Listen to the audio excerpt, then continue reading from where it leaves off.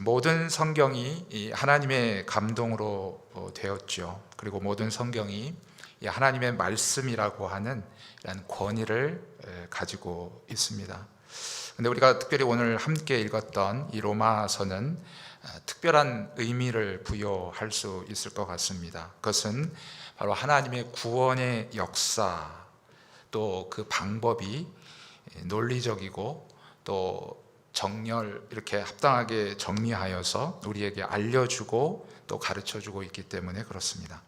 그래서 어떤 신학자들은 이 로마서를 성경 안의 진주다 그렇게 표현하기도 합니다. 특별히 이 로마서 안에서도 이 로마서 8장은 더 깊은 의미를 가지고 있습니다. 여러분이 읽으셔서 알겠지만 한 절 한 절이 정말 의미가 있고 엄청난 소중한 그러한 말씀으로 우리에게 다가오게 되죠. 오늘 특별히 사도 바울은 로마서 7장 마지막 부분에서 오호라 나는 곤고한 사람이다 라고 그는 고백을 합니다. 죄로 인한 인간의 고뇌를 울부짖고 있는 것이죠. 그러면서 그는 8장 1절과 2절에 접어들면서 이제 그리스도 예수 안에 있는 자에게는 결코 정죄함이 없다 라고 하나님의 권위를 사용하여 이 귀한 하나님의 말씀을 지금 선포하고 있습니다. 그리고 나서 이제 바로 3절 말씀에 율법에 대해서 언급을 하고 있습니다. 율법이 실제적으로 시내산에서 모세를 통해서 주어진 것이기는 하지만 범죄하기 이전에도 이미 하나님께서 사람에게 계명을 주셨다 하는 사실입니다. 바로 선악과를 따 먹지 말라라고 하는 말씀이죠. 자, 선악과를 따 먹으면 반드시 죽게 된다라고 하는 하나님의 명령이자 말씀이었습니다. 사실 인간이 불완전하게 지음받아서 선악과를 따먹은 것이 아닙니다. 하나님께서는 온전히 하나님의 그 형상을 닮은 그러한 인간으로서 하나님의 거룩한 자녀로서 그렇게 우리를 창조하셨다 하는 사실을 우리가 기억해야 됩니다. 하지만 우리가 꼭 또한 기억해야 될 것은 우리 모든 피조물들, 특별히 인간을 비롯한 모든 피조물들은 바로 온전히 하나님 앞에 의존되어져 있어야 된다. 어느 피조물 하나도 하나님을 떠나서 독립적으로 존재할 수 있는 그러한 존재는 아무도 없습니다. 하나님 앞에 온전히 의존되어져 있을 때 그 피조물에 하나님께서 지으신 목적이 더 빛나게 되는 것이죠. 하나님께서 인간을 완벽하게 지으시고 또 완전하게 지으셨지만 인간이 끝까지 하나님께 의존되어져 있어서 정말 하나님만을 바라보고 있었더라면 불행의 길을 걷지 않았을 것입니다. 그러나 인간은 하나님만을 의지하지 않고 자신을 따라감으로 말미암아 불행의 길을 시작하게 되었다 하는 사실입니다. 자, 제가 지금 율법에 대해서 말씀을 드리려고 하는데요. 자, 개혁주의 입장에서 신학자들은 율법에 대해서 이렇게 정리를 해주고 있습니다. 자, 율법의 기록 형태에 따라서 첫 번째는 의식법이 있습니다. 그래서 여러분이 레위기를 읽으시다 보면 레위기에 하나님의 백성으로서 먹어야 될 음식이 있고 또 먹지 말아야 될 음식이 있다 하는 것을 보여주죠. 여러분이 잘 알고 계시다시피 잘 알고 있는 것으로서 돼지고기 같은 경우 굽이 갈라지기는 했지만 되새김질을 할 수 없기 때문에 부정하다. 그래서 이 돼지고기는 먹을 수 없다. 지금도 유대인들은 돼지고기를 먹지 않죠. 그러나 이것은 신약시대의 오므로 인해서 바로 예수 그리스도의 구속의 사건을 통해서 이 의식법은 폐지되었습니다. 그래서 우리가 예수를 믿는 저와 여러분들은 마음껏 돼지고기를 먹을 수 있죠. 두 번째 율법은 형벌법이 있습니다. 사회법이라고도 하는데요. 예를 들자면 이 간음한 사람을 끌어내서 돌로 치는 그러한 형벌이죠. 그래서 여러분 구약 성경을 읽으시다 보면 그러한 일들을 종종 발견하게 될 것이고 또 예수님 시대에도 예수님 요한복음 8장에 보게 되면 간음하다 현장에서 잡힌 그러한 여인을 예수님 앞에 끌고 와서 이 여인을 어떻게 할까요? 하면서 예수님을 시험했던 사람들의 그 모습을 우리가 확인할 수 있습니다. 이것은 또한 의식법과 마찬가지로 폐지가 되어졌죠. 세 번째는 도덕법이 있습니다. 윤리적인 법이죠. 이것은 구약시대에나 지금에나 동일하게 적용되어지는 것입니다. 그리스도인이나 또한 하나님을 알지 못하는 백성들에게 동일하게 적용되죠. 그러나 하나님을 알지 못하는 백성들은 이 하나님의 말씀을 알지 못하기 때문에 이 하나님의 말씀을 순종할 수 없습니다. 그러므로 그들은 마지막 날에 순종하지 아니함으로 심판을 받게 될 것입니다. 그리스도인들에게도 동일하게, 예수를 믿는 저와 여러분에게도 동일하게 이 윤리적이고 도덕적인 법은 오늘날에도 지켜져야 된다. 하나님 나라의 백성으로서, 하나님 나라의 자녀로서 그 품위에 맞게 삶을 살려면 바로 이 하나님의 특별히 이 도덕적인 윤리적인 이 법을 지키며 살아야 된다라고 우리에게 말씀해 주고 있습니다. 그 가장 대표적인 것이 바로 십계명이죠. 자, 율법의 기능을 우리가 살펴보게 되면 율법은 어떤 일을 하게 되냐면 죄를 지적하게 되는 것이죠. 자, 거짓말이라고 하는 것이 사람마다 다 다르죠. 어떤 사람은 어떤 과정을, 어떤 좋은 결과를 내기 위해서 그 과정에 거짓말이 좀 섞여 있어도 그것을 좋은 것이라고 여길 수도 있습니다. 하지만 성경은 거짓말은 그것은 죄다라고 우리에게 죄라고 하는 것을 확실하게 표현해 주고 있죠. 그래서 우리가 그것이 죄라고 하는 것을 알고, 그리고 거짓말을 하게 되면 바로 이 거짓말하지 말라라고 하는 이 말씀이 우리 가운데 계속 정죄함으로 우리 다가오게 되는 것이죠. 그러나 여러분, 이제 사실 우리가 그리스도께서 이 땅에 오시기 전까지는 이러한 죄의 끊임없는 정죄 가운데 사람이 고통하고 절망 가운데 빠졌다. 그래서 율법이라고 하는 것이 우리를 결국 이러한 절망 가운데로 몰아넣게 됐다는 것이에요. 계속 우리를 너는 죄인이다, 죄인이다, 죄인이다라고 정죄하고 있기 때문에 여러분, 계속해서 그 정죄감을 우리가 들을 때에 좌절하고 실망 가운데 넘어질 수밖에 없는 것이죠. 그러나 로마서 8장 1절에서 선언하는 것과 마찬가지로 그리스도 예수 안에 있는 자에게는 결코 뭐가 없어요? 정죄함이 없다. 이제는 바로 그리스도로 말미암아 또 그리스도 안에 있는 저와 여러분에게는 더 이상 죄가 우리를 정죄하지 못한다라고 하는 사실을 우리가 기억해야 되겠습니다. 두 번째 율법의 기능은 바로 사회적 기능이죠. 죄를 억제하는 것입니다. 그래서 특별히 안 믿는 사람, 불신자들, 하나님을 두려워하지 않는 사람들은 최소한의 양심이라고 하는 것을 가지고 살죠. 그래서 어떤 나쁜 일을 하고자 할 때 그 양심의 가책을 느낀다, 그렇게 얘기하고 있습니다. 근데 사실 이 양심이라는 거 하는 것도 성경의 예레미야서에 보게 되면 가장 부패한 것 중에 하나가 이 양심이다라고 얘기하고 있습니다.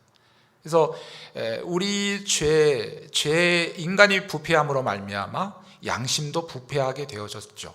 하지만 그 양심이 그래도 살아 있다는 것이죠. 그래서 마지막 보루로서 그들이 더 이상 죄를 두려워하고 죄를 짓는 것을 두려워하고 죄를 더 이상 짓지 않도록 양심 가운데서 계속해서 호소한다 하는 사실입니다.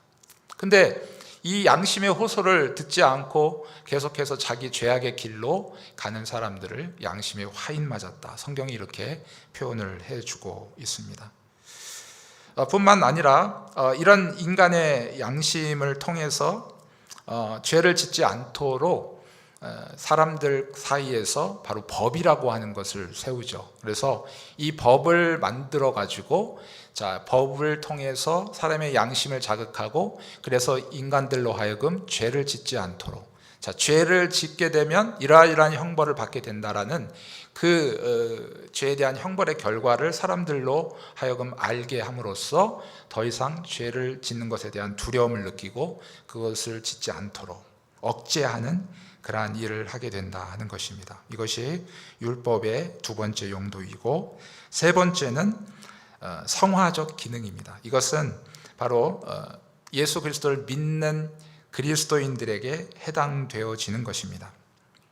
그래서 아까도 제가 말씀드렸지만 모든 그리스도인들 뿐만 아니라 믿지 않는 자들까지도 하나님의 말씀은 순종해야 된다 하는 것이죠.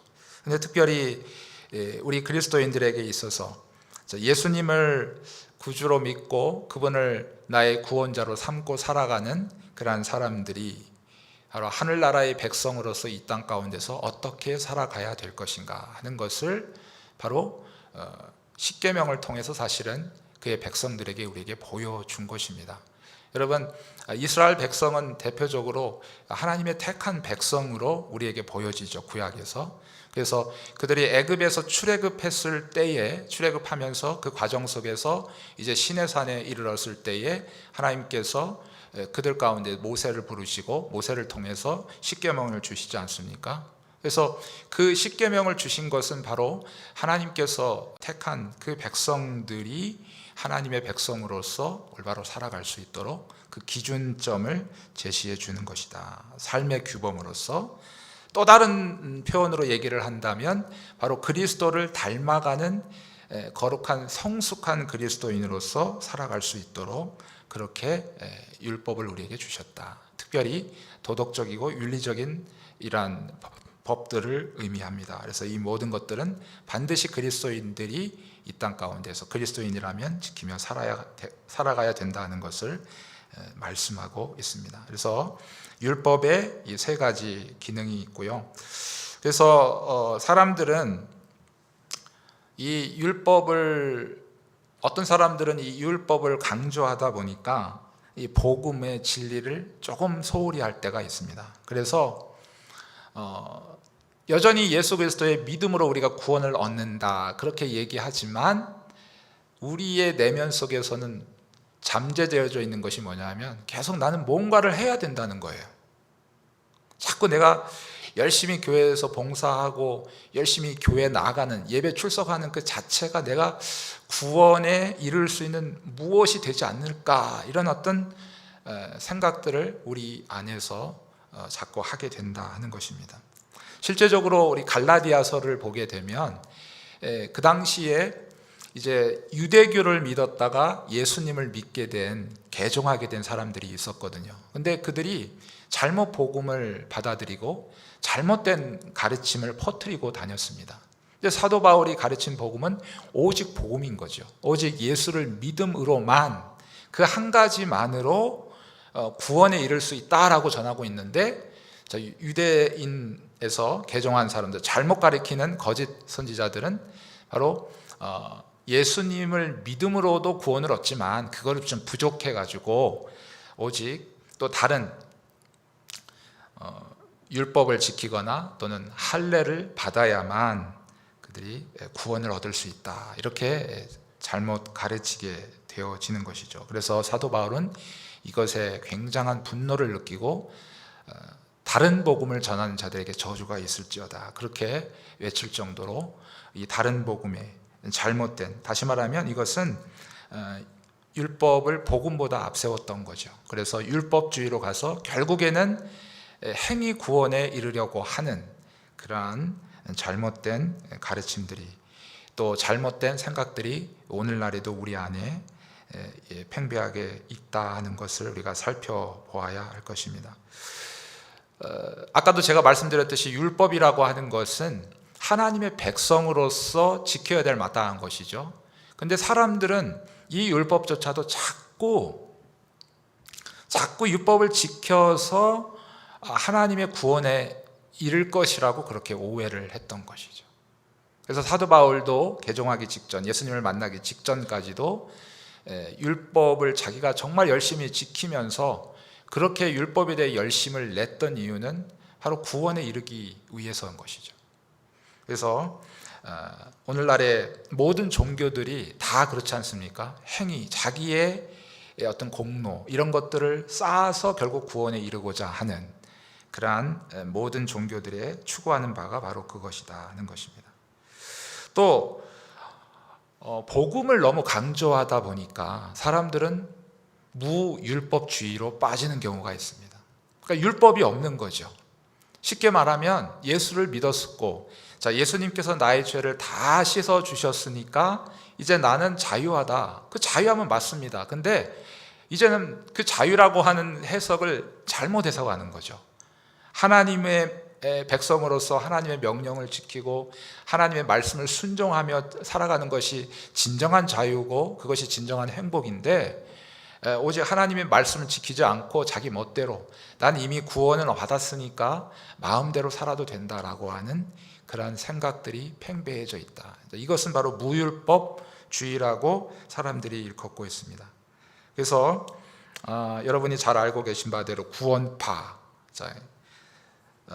사람들이 외치는, 주장하는 것들이 바로 이 일들이죠. 그래서 한번 구원을 받았으니까 더 이상 회개도 필요 없고 더 이상 하나님 말씀을 지킬 필요도 없다, 그렇게 주장하는 사람들입니다. 이 무율법주의자들도 잘못된 가르침 속에 빠져 있는 것이죠. 자, 그러면 우리 개혁주의 입장에서 율법과 복음은 어떻게 우리가 생각해야 될 것인가? 이것은 서로 대립관계가 아닙니다. 상호 조화 관계에 있다라고 이야기하고 있습니다. 그래서 율법이라고 하는 것은 갈라디아에서 보게 되면 우리들로 하여금 우리가 할 수 없다. 여러분, 우리가 아무리, 자, 오늘 말씀의 제목이 율법의 요구를 이루셨다 하는 것인데, 이것을 다른 말로 하면 하나님의 공의를 이루시는 거예요. 하나님의 공의를 만족해 하시는 거예요. 제가 지난번에 말씀드렸듯이 하나님의 성품은 사랑의 하나님의 성품이 있고 공의의 하나님의 성품이 있다 그랬죠. 근데 여러분, 이 공의, 이 하나님의 이 성품을 만족시켜야만 하는데, 그래야 우리에게 구원이 오게 되는데, 우리가 아무리 100번 죽었다 깨어나도 하나님의 공의를 만족시킬 사람은 아무도 없다는 거예요. 자, 그래서 율법은 그럼 어떤 역할을 하느냐? 우리들은 할 수 없다는 거죠. 우리는 우리의 힘으로 할 수 없다. 그래서 끊임없이 절망감을 주고 우리에게 정죄감을 주므로, 아까 제가 첫 번째 율법의 기능 가운데서 끊임없이 우리를 정죄한다 했죠. 그래서 끊임없이 우리로 하여금 좌절하게 하고 절망하게 하고 그리고 낙망하게 한다. 거기서 끝나는 것이 아니고, 자, 그럼 어떻게 할 것인가? 내가 할 수 없기 때문에 그리스도를 향해서 눈을 들게 하는 것이죠. 그리스도를 바라보도록 하게 한다. 그래서 예전 개혁에는 몽학 선생이다. 자, 율법은 그리스도께로 우리를 이끌어가는 몽학 선생이다. 우리가 개혁 개정에는 초등교사라고 그렇게 번역이 되어져 있습니다. 그래서 율법이라고 하는 것은 복음으로 인도한다는 거예요. 그러면 율법이라고 하는 것은 그리스도를 바라보고 우리가 그리스도께 의존하도록, 그리스도께 나아가도록 우리를 이끌어간다 하는 사실입니다. 그리고 그 복음은 또 어떤 역할을 합니까? 우리가 진정한 복음을 받아들인 사람이라면, 여러분이 정말 하나님의 백성으로서 맞다면, 그것은 우리가 하나님의 백성으로서 이 땅에서 마땅히 하나님의 법을 지키며 가야 된다 하는 것을, 자, 율법에 순종하며, 특별히 율법이라고 하는 것을 제가 아까 십계명이라고 말씀드렸습니다. 윤리적이고 도덕적인 법, 하나님의 백성으로서 지켜야 될 법, 이런 것들을 마땅히 지켜가야 된다라고 복음은 끊임없이 믿는 그리스도인들을 향해서 외치고 있다. 그래서 우리가 그리스도의 장성한 분량에 이르도록 자라가도록 우리를 끊임없이 독려하고 이끌어가고 있다. 그래서 율법은 복음으로 인도하고, 복음은 그리스도인들에게 율법에 순종하여 주님을 닮아가는 거룩한 성화의 모습으로 나아갈 수 있도록 우리를 이끈다. 그래서 율법과 복음은 서로 상호 협력 관계에 있다는 것을 개혁주의 신학자들은 그렇게 이야기하고 있습니다. 다시 3절 말씀으로 돌아오도록 하겠습니다. 우리 3절 말씀 함께 같이 한번 다시 읽어보도록 하겠습니다. 시작. 율법이 육신으로 말미암아 연약하여 할 수 없는 그것을 하나님은 하시나니 곧 죄로 말미암아 자기 아들을 죄 있는 육신의 모양으로 보내어 육신의 죄를 정하사. 자, 율법이 육신으로 말미암아 연약하여 할 수 없는 그것을 자, 하나님은 하신다. 자, 이 표현은 율법을 지킴으로 우리가 구원을 얻을 수 없고 하나님께서는 구원의 길을 새롭게 허락해 주셨는데 바로 그것이 그의 아들을 통해서 가능하게 하셨다는 사실입니다. 여기서 이 자기 아들이라고 하는 것은 바로 구약의 아브라함의 아들 이삭을 기억나게 합니다. 그래서 100세에 얻은 어쩌면 생명과 같은 아들이죠. 그 아들을 하나님은 번제로 바치라 그렇게 아브라함에게 명령하실 때 지체 없이 그 아들을 데리고 모리아산에서 드리려고 했던 아브라함, 그리고 그 장작더미 위에 아무 저항 없이 순순히 희생 제물이 되려고 했던 이삭, 바로 이것은 하나님의 아들 예수 그리스도를 가리키고 있다 하는 것입니다. 자, 하나님께서는 바로 자기 이 아들을 죄 있는 육신의 모양으로 보내셨다 그렇게 말씀하고 있습니다. 예수님은 죄가 없으신 분이시지만 마치 죄가 있는 죄인처럼 인간의 몸을 입으시고 성육신하신 바로 그리스도를 가리키고 있다는 것입니다. 예수님은 우리처럼 제한된 육체를 가지셨어요. 그래서 하나님의 성품은 어디에나 계시죠. 어디에나 안 계신 곳이 없으시죠. 근데 예수님께서 육신을 입으셨을 때는 우리처럼 어떤 제한을 입으셨다는 거예요. 이곳에 있으면 저쪽에는 있을 수가 없죠. 그런 육신의 제한된 몸을 입으시고, 또 어떻게 보면 우리처럼 죄의 유혹에 노출되어져 있는, 우리의 육체라고 하는 것은 언제든지 죄의 유혹에 노출되어져 있는 연약한 모습입니다. 근데 그러한 육체를 예수님이 입으셨다는 것이에요. 하지만 예수님에게는 죄가 없으셨다. 성경이 그렇게 말씀하고 있습니다. 자, 3절 마지막 부분을 보시게 되면 자, 육신의 죄를 정하사 이렇게 기록되어져 있습니다. 자, 전에는 우리가 죄라고 하는 것에 정죄를 당하는 모습이죠. 끊임없이 죄라고 하는 것이 우리 안에 들어와서 우리로 하여금 계속해서 죄를 짓게 하고 그 안에서 절망하게 하고, 또 죄는 우리로 하여금 우리를 끊임없이 정죄하게 만들어버리죠. 그러나 그리스도께서 십자가에서 못 박히심으로 말미암아 이제는 그 죄 자체를 십자가에 못 박으심으로 이제는 그 죄를 정죄하시게 되었다. 자, 그렇게 지금 사도 바울이 우리에게 가르쳐 주고 있는 것입니다. 자, 4절 말씀에서 율법의 요구가 이루어지게 되었다. 자, 오늘 말씀의 제목이기도 한데요. 자, 이 말씀은 하나님의 공의의 속성을 만족하게 하셨다. 자, 아까 제가 말씀드린 것처럼 이 말씀하고 동일하게 이어집니다. 우리가 구원을 받고 죄 없이 함을 받은 것은 하나님의 속성이 변했기 때문이 아닙니다. 여러분, 우리 마음속에는 그래도 불쌍한 마음이 있잖아요. 그래가지고 불쌍한 사람들을 보면 아무리 마음이 그냥 독한 마음을 먹고 쟤는 절대로 안 도와줄 거야 라고 마음을 먹었을지라도 그 모습을 보고, 그 불쌍한 모습을 보고 우리 마음이 변하잖아요. 그래서 절대로 안 도와줄 거야 했는데 뒤에서 남모르게 이렇게 도와주는 경우도 있고 하지 않습니까? 근데 하나님은 우리 죄를 그런 식으로 우리 죄를 용서하셨느냐 하는 것이에요. 하나님이 우리 인간을 너무 사랑하시기 때문에 우리를 긍휼히 여기시는 건 맞아요. 우리를 불쌍히 여기시는 건 맞아요. 근데 조금 전에 제가 예를 드렸던 것처럼 너무 불쌍히 여기셔갖고 안 되겠다, 내 기준에 맞췄다가는 한 사람도 구원 얻을 사람이 없으니 이제 내 기준을 좀 꺾어야 되겠다, 변경해야 되겠다, 마음을 바꿔야 되겠다, 이렇게 해서 여러분, 저와 여러분이 구원을 얻은 것이 아니라는 것이에요. 하나님의 성품은 결코 변함이 없습니다. 불변성입니다. 자, 하나님은 우리에게 구원을 주시려면 어떻게 돼요? 하나님의 공의가 만족이 되어져야 된다는 거예요. 근데 아까 제가 말씀드렸듯이 이 세상 어느 누구도 그 하나님의 공의를 만족시킬 사람은 없어요. 그러면 방법은 하나밖에 없습니다. 바로 죄가 없으신 예수 그리스도께서 이 땅에 사람의 몸을 입고 오시는 것이죠. 그리고 하나님의 거룩한 이 공의를 예수 그리스도께서 친히 만족하심으로 말미암아 우리는 구원을 얻게 되었다. 이것이 바로 하나님의 은혜를 입은 저와 여러분의 모습이다 하는 사실입니다. 우리가 여기에서 바로 이 부분을 항상 기억하며 살아갔으면 좋겠습니다. 우리는 하나님의 거룩한 은혜를 받은 사람이고, 또 여러분 한 사람 한 사람, 또 제 자신을 살펴봤을 때 어느 뭐로 보나 우리는 구원받을 만한 자격이나 조건이 없는 사람들입니다. 그럼에도 불구하고 세상 사람들과 비교해 봐도 오히려 죄송합니다.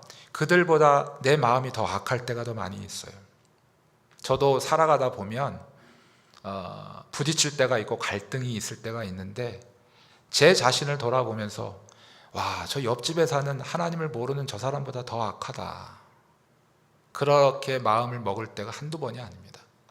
실제적으로 내 마음뿐만 아니라 나의 행동을 보게 되면 정말 예수를 믿지 않는 저 옆에 사는 저 사람보다 더 악하다, 이런 생각이 많이 듭니다.